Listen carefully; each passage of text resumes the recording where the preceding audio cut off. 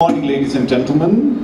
I would like to thank the organizers for inviting and giving me the opportunity to speak here to you. I do so as a German who is gratefully enjoying the hospitality of the Brazilian government to run a Brazilian office of Heinrich Foundation, and nowadays it is not so self-understood that NGOs, both local or national and foreign, can work freely in their countries. There are processes going on in the world that tell us otherwise, so I'm really grateful for this. And I'm also speaking as a German that, as Mr. Ebert pointed out, has recently opted twice not to hold Olympic Games in Munich and in Hamburg. And what I will say will also draw from what our partners from Brazilian civil society organizations, as well as affected people, activists and scholars all around the world, have found out and stand for. Me personally, I do love sports. I do love high-level sports. I'm looking forward to the Olympics.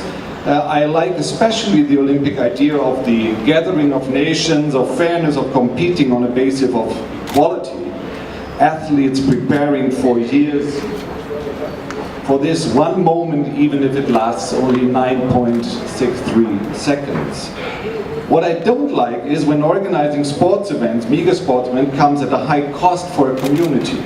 Financial costs, or even worse, of human rights restrictions or even violations. The way sports mega events like World Cups and Olympic Games have developed into is something we urgently need to discuss. Because while they have grown, they have not brought about development. In fact, they might even hamper human sustainable development.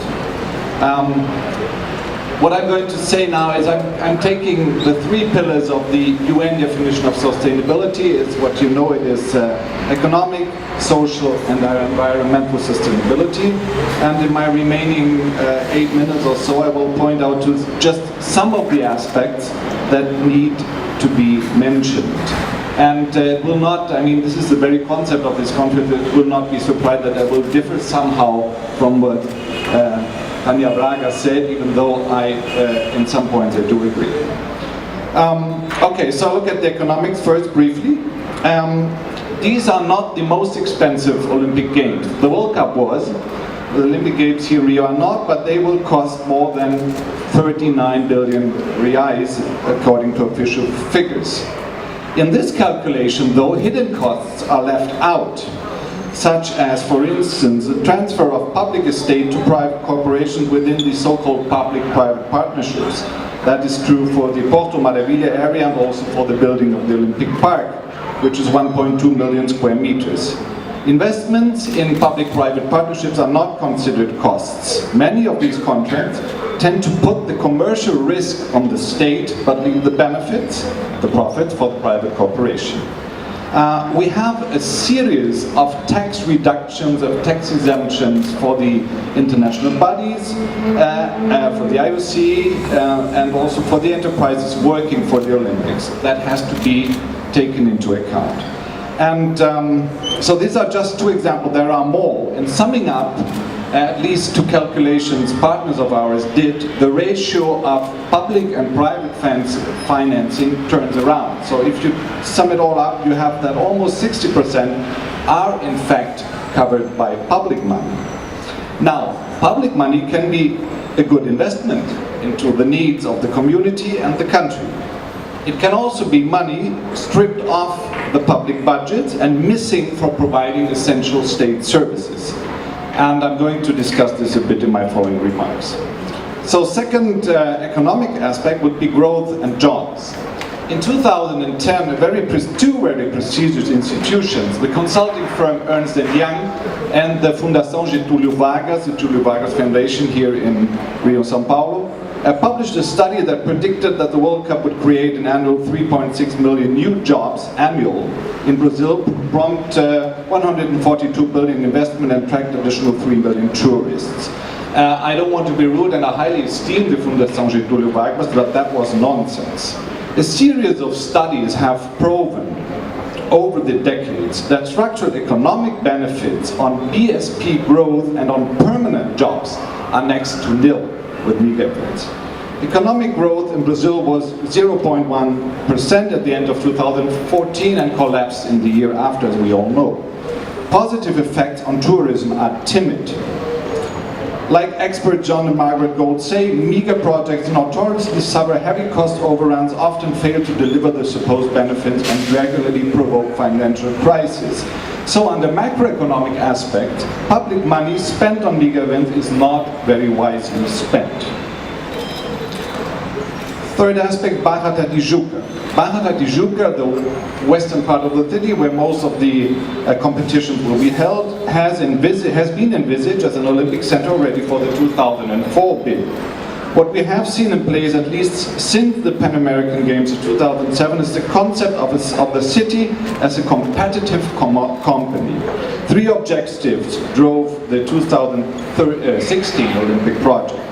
The strengthening of existing dynamic centers in the southern zone, revitalization of decaying centers like the old port area, and the creation of a new center in Barra da Tijuca. Modernity and inclusiveness for a new elite without annoying slums, the core of a new Rio. That is the urban development philosophy of the biggest of the major property owners of this consortium. Carlos Carvalho was very clear about this in several interviews until he was silenced. Both Olympic projects, the Olympic Park and the Olympic Village, are connected with the construction of numerous luxury apartments, not social housing, but luxury apartments, unlike the 2012 Games in London, where the Olympic Park was designed to revive the crumbling East End with relatively low-cost housing. There are lessons learned from the London 2012 Games, you pointed out, especially the temporary structure, to avoid white elephants, but that lesson was not learned. Social, second. I have to start with forced evictions.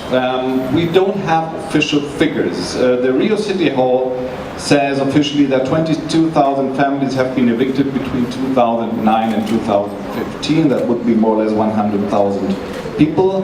They say, though, that was mostly due to them living in risk areas. The Federation of the People's World Cup Committees did research on their own, and they concluded that up to 250,000 people were affected or threatened by forced eviction throughout the country. Even if you say that this figure might be exaggerated, undeniably it is a serious social matter we're talking about. States have the right to take people out of their homes against their will, but they have to follow the series of binding rules.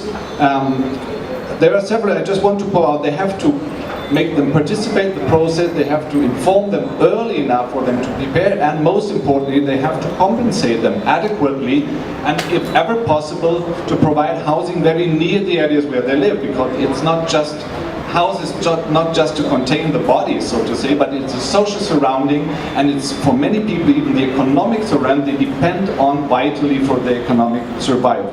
And if you take them 40 kilometers to the green areas at the periphery of the city, you don't provide this security.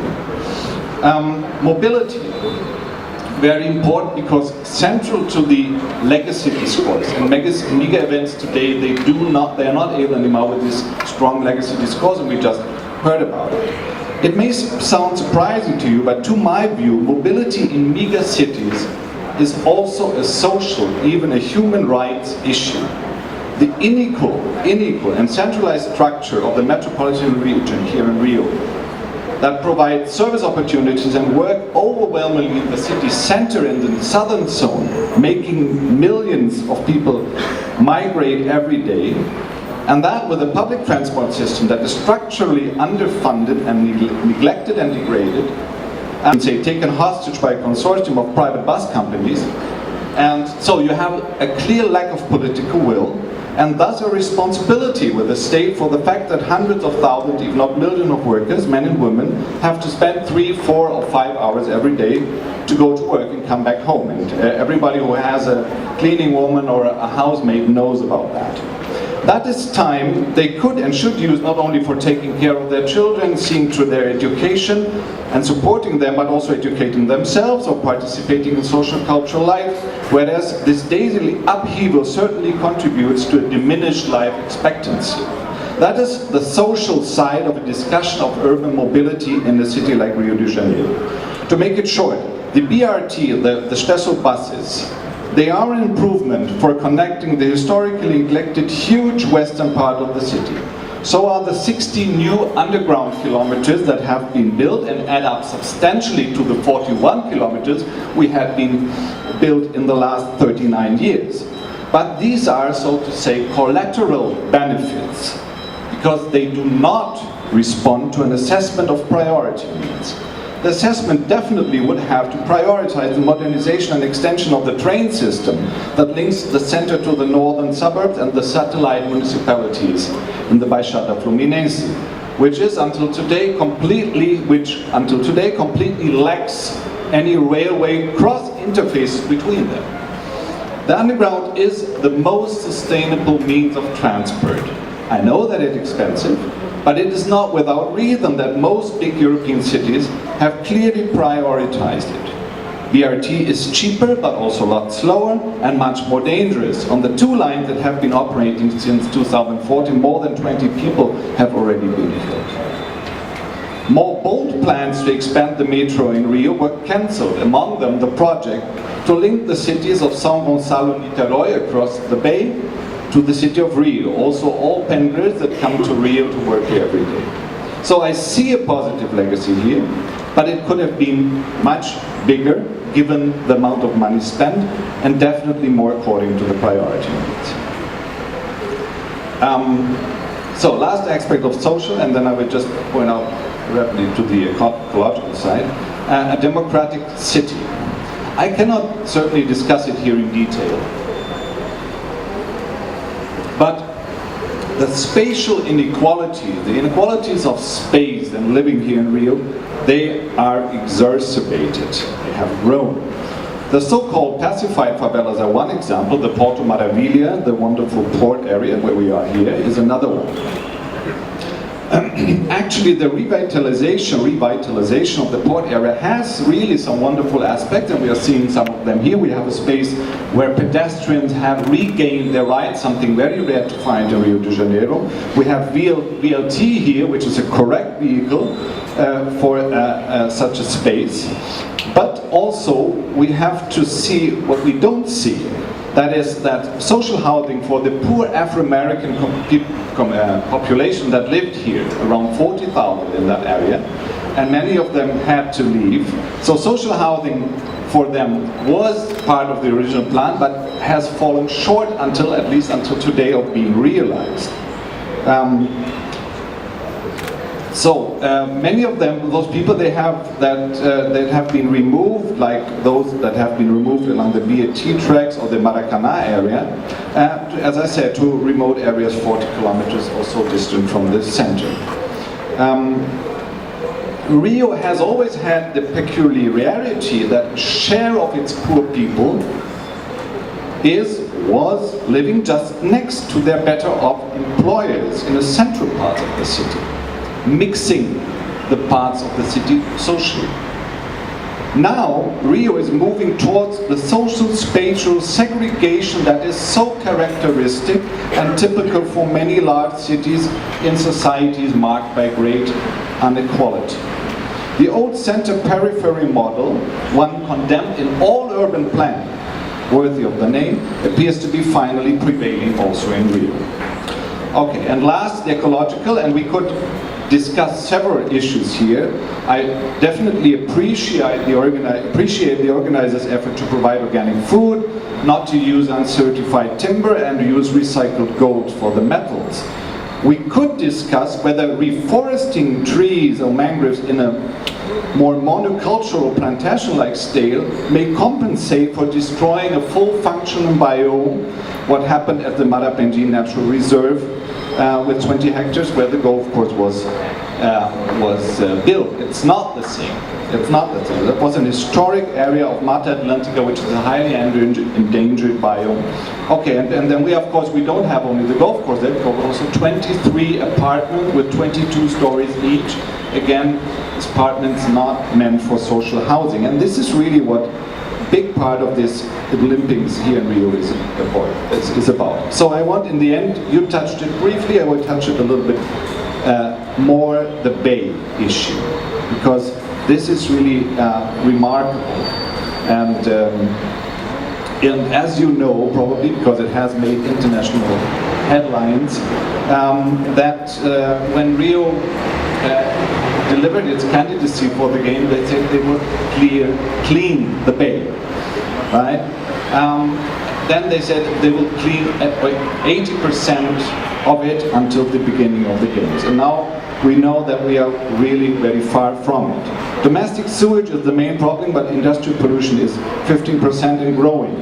The largest Bay recovery program over 12 years, providing $1.2 US, ended without achieving any significant results regarding environmental improvement. The 8 sewage treatment stations built through the program were made to treat 12,000 liters per second, but currently only are treating 6,000 liters.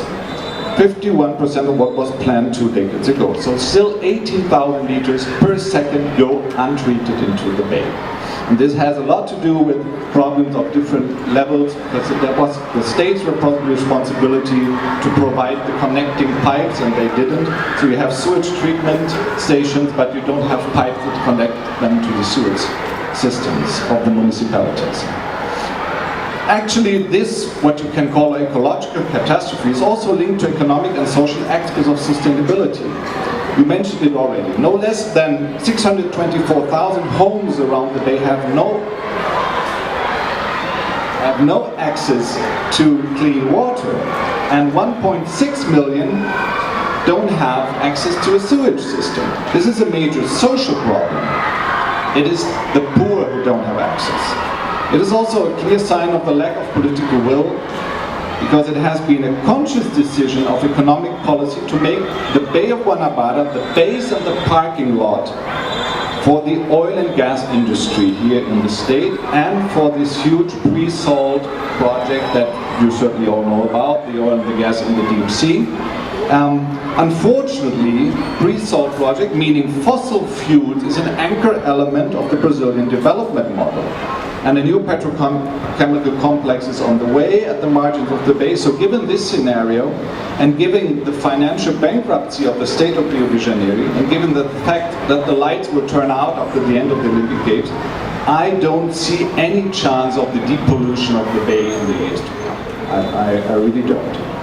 So, summing up, the current model, and we are certainly going to discuss this during the day, the current model of mega events, and they are very different from the 72 Olympic Games. The current model is exhausted. It is in the full threefold sense of the term sustainability, socially, economically, and ecologically, not sustainable.